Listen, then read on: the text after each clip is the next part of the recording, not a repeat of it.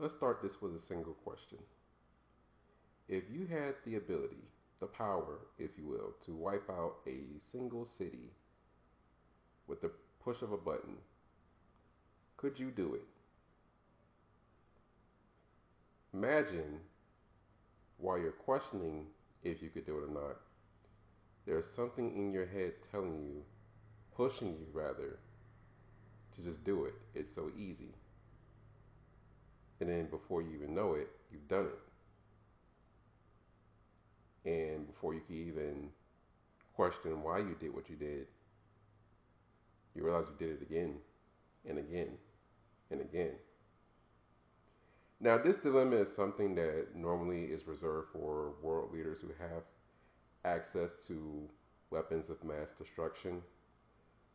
And thankfully, we do not live in a reality, at least not yet, where a functioning, battle ready mobile suit exists. But today, we're going to dive into a world in which one does.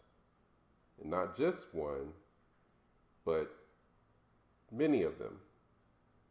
But the one I'm focusing on today is probably one of the most terrifying suits of all time, regardless of what universe of Gundam we're referencing. One of the most powerful suits of all time.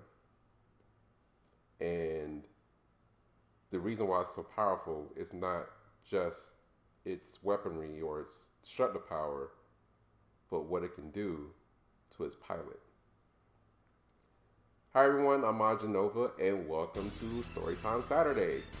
Yes, this will be the first official Storytime Saturday, so hopefully you enjoy, and if you like more of these, please leave a like and a follow. I would greatly appreciate it. Today we're going to talk about a mobile suit that is so powerful that it was deemed too dangerous to even exist by the scientists who came up with the concept of the suit. And so they took their designs and split them and made them into 5 separate mobile suits. For now, we're going to call those Gundam 01, Gundam 02, Gundam 03, Gundam 04, and Gundam 05. We will get to talking about those suits at some point because I intend to build all of those suits. But this one, I could not wait to talk about. Because I can't speak for everyone, but if you are like me and you're a Gundam fan, then you probably live in America and was introduced to Gundam not through the first series or the first timeline, which is Universal Century and Mobile Suit Gundam, but you were introduced to Gundam through a show called Mobile Suit Gundam Wing. And man, oh man, that series has always been near and dear to my heart. I'm probably going to get ready to start rewatching it again very soon. But there's a mobile suit in that Gundam Wing series that I'm pretty sure captivated us all. At least 2 did. And we're here to talk about one. This one is my personal favorite. It was designed. There are 2 designers. I should probably knock this out of the way because in Gundam Suit, Mobile Suit Gundam Wing, they're split into 2 alternate timelines. One that goes along the timeline of the TV series, another one that follows more closely to the manga, which is the Endless Waltz / Glory of the Losers timeline.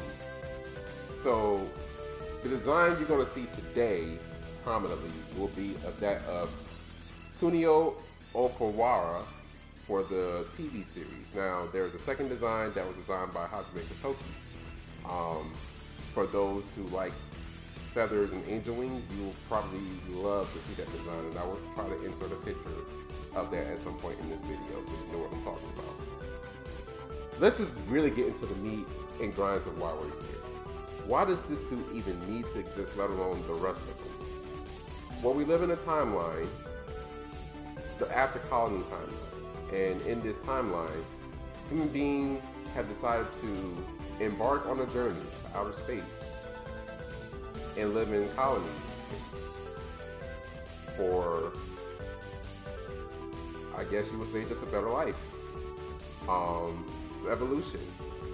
we're already trying to do that now in our real world anyway, so it kind of fits. But in any event, the governing body left on Earth, the Earth Sphere, and their military, the Earth Sphere Alliance, grows their military powers, and then decides to start taking over one colony after the other in the name of justice and peace.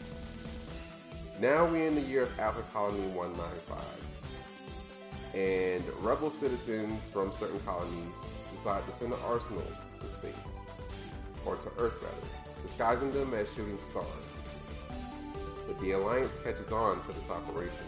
This operation is known as Operation Meteor. And in Operation Meteor, 5 specific suits, I've named them already, 01, 02, 03, 04, and 05, were sent to Earth to annihilate Earth Sphere Alliance, take revenge for the colonies, but more importantly, they were piloted by 5 teenage boys, 5 guerrilla soldiers. So this was a guerrilla operation from Jump Street. However, there is more to the story of Operation Meteor, which I will cover in another video if you would like.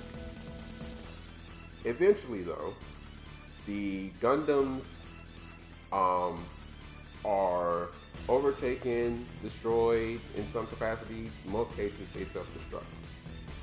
And one of these pilots happens to suffer a great tragedy when his father is gunned down in a resource satellite that his family owns, when the colony that he was sent to protect and be their protector of betrays them. And he watches this happen in real time. And this particular pilot decides he wants to take revenge on not just the military who killed his family, or killed his father, which is Oz, but he's done protecting the colonies. He's done protecting space. And at this point, he believes that outer space has lost all reason. It needs to be wiped from existence. And lucky for him, and unfortunately for many other people afterward, he would discover the plans for a mobile suit that was the father of all Gundams. One that would change the course of battle forever in this after colony timeline. Ladies and gentlemen, we're here to talk about this bad boy. Yes. Get your close up, You gotta love it. Hold on. Let's get your focus. There we go. I would love to introduce to you the XXXG00W0 Gundam Wing Zero. My personal favorite mobile suit of all time. I had so much fun building this thing, but I have so much more fun watching this mobile suit in action. So this was developed in late after Colony 195, probably somewhere around September 22nd. Just to talk about what this mobile suit can do, put you back in the frame. I want to make sure you're good. There we go. This mobile suit has a Neobird flight mode. Right now I have it in mobile suit mode, but it can transform into a Neobird flight mode that makes it more efficient for flight in space and in atmosphere. And it actually has offensive capabilities when it's in that flight mode. But in mobile suit form, this thing is about 17.4 meters tall, which is about 55 feet, give or take. And mind you, the mobile suits in Gundam Wing are smaller compared to some of the older generations, ones that are tied to the Universal Century. In any event, the mobile suit weighs empty about 8 metric tons. No one knows its gross max weight at full armament. However, it's covered in a particular type of armor, type of shelling called Gundanium. This Gundanium alloy is a metal that can only be refined and mined in outer space through hot plasma.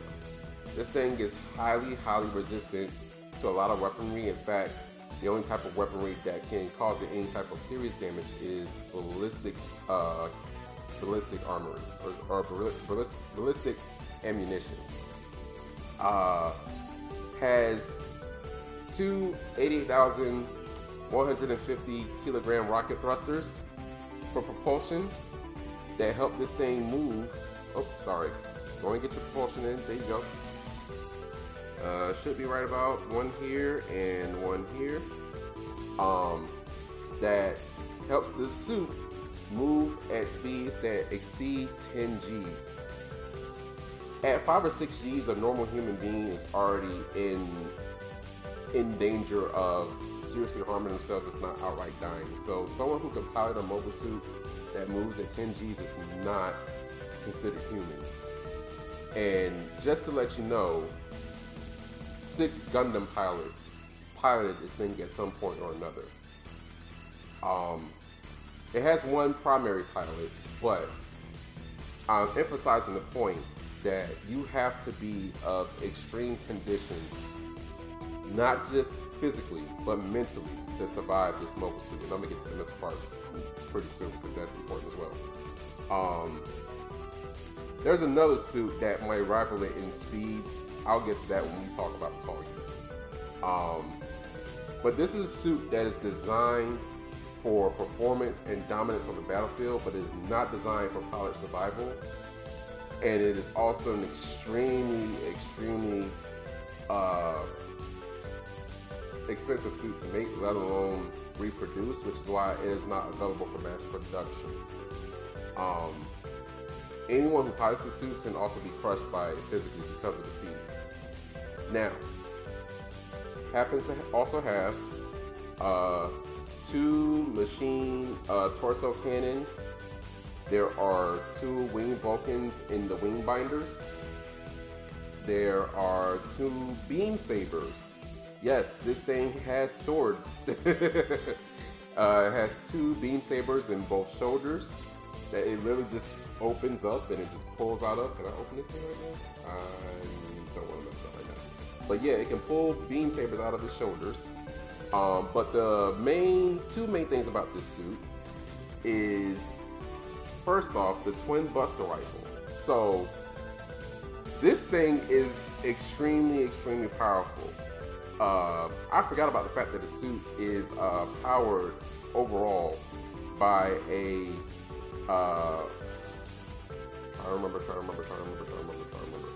a ultra compact fusion reactor. Has an output rate of 3,732 kilowatts. How does that factor in all of that? It helps power the beam rifles. Also powers the beam rifles. Yes, I said rifles plural because this thing can split. Also the beam sabers is what I meant. But we're gonna talk about this thing for a second. So imagine, if you will, having the ability to wipe out a resource satellite that can house over 200 mobile suits. Now granted, are they on the level of this one? No. However, 200 mobile suits is still 200 mobile suits. And that's still a lot of firepower. Never mind the fact that that would have to be a huge resource satellite. And this thing can take it out in one shot. But it doesn't stop there. What if I told you that with one single shot of this beam rifle, you can take out an entire space colony? Now in the after colony timeline, a space colony size would be equivalent to, say, the city of Boston. So let's say you wipe out the city of Boston, but you don't stop there. You wipe out another colony, and another colony, and another colony, to the point that this suit is so powerful that it takes 2 Gundam pilots piloting machines that are meant to fight Gundams to even slow it down. In the Gundam Wing universe, a single Gundam, prior to the debut of Wing Zero, was able to hold its own against 20 mobile suits. It took a 20-to-1 ratio to even slow one of the older models down. And now we're talking about a model that can wipe out a single colony in one shot and then repeat the same action over and over and not losing power behind it. This thing is extremely terrifying. And yet, that might not even be the worst or most terrifying thing about these folks. Oh, and by the way, if it happens to be in a mob battle, the rifle splits, it becomes two, and it does like this weird F it all attack, and it just turns around and just shoots everything in the radius, with both rifles being split apart. So that's cool. But the worst part about this mobile suit, or the most terrifying part about this mobile suit, is the operating system AI that encompasses the suit in its cockpit. The zoning and emotional range omitted, or zero system, in the simplest terms, drives a pilot to achieve victory by absolute means necessary. By connecting the pilot's nervous system, it eliminates human weakness to draw out the mobile suit's full potential. It's a probability machine that uses battlefield data that it collects through the cameras of the mobile suit. It calculates massive amounts of data and information and relays it back to the pilot's nervous system in real time. It determines how to accomplish absolute victory or survival if necessary, while reducing reaction times for the pilot. It also has the ability to force the pilot to see all the gross, gruesome details of how said encounters can go. And also, if the pilot is scared of their own death, it will show them exactly how they will die. Quite possibly, this suit not only may be sentient, but it can also predict the future. If you do not have extreme mental fortitude, this suit will drive you insane. If you aren't already insane already, which in the case of the person who built the mobile suit, happened to be driven insane, which led them to take the actions that they took. And for those who are not meant to pilot Gundams, the suit can even kill you. It can also bring a person's memories back and cure their amnesia, which is crazy. This suit has the only distinction in all of Gundam Wing to be piloted by all the Gundam pilots, or at least the main Gundam pilots. But its primary pilot is the pilot of 01, Hiro Yui. He wasn't the first Gundam pilot. That would be Zex Marquis. But again, save that for another story. And if you want me to do character stories, please let me know, okay? This suit also happens to be able to have an effect on personnel who can display great aptitude and leadership in battle through the Zero system, and it will enhance their battlefield and leadership capabilities. And you don't even have to be a mobile suit pilot to do it. In the case of Dorothy Catalonia, she was able to operate the Zero system even though she was not in a mobile suit herself. However, again, I'm going to avoid the character stuff. But, fun fact, mobile suits, or in particular Gundams and Gundam Wing, tend to be modeled after a particular trope, a particular, a number of tropes actually. So color scheme gets tied to a country or another. This one you can probably reference either Great Britain or the United States. However, in terms of the other trope, in Gundam Wing specifically, they are designed to reference winged beings. And in Wing Zero's case, especially when you see this reflected in the Glory of the Losers timeline, Wing Zero represents an angel. So imagine this thing being in your field of view before you see white. The angel of death has appeared. This is a horrifying mobile suit from top to bottom. It's iconic in both name and in deed, and it should be revered as such. Know that if this mobile suit spread its wings and you see it, death is sure to follow. Hopefully, you guys enjoyed this little video. I love talking about Wing Zero. I can go into depth even more about the history behind the pilots and everything when it came to Wing Zero, but that's for another day. But if you enjoyed this, like I said, please leave a like and a follow. And I can't wait to talk about its brother suit. That will be in the next video. But for now, y'all stay positive, y'all stay strong, and I will see you on the next one.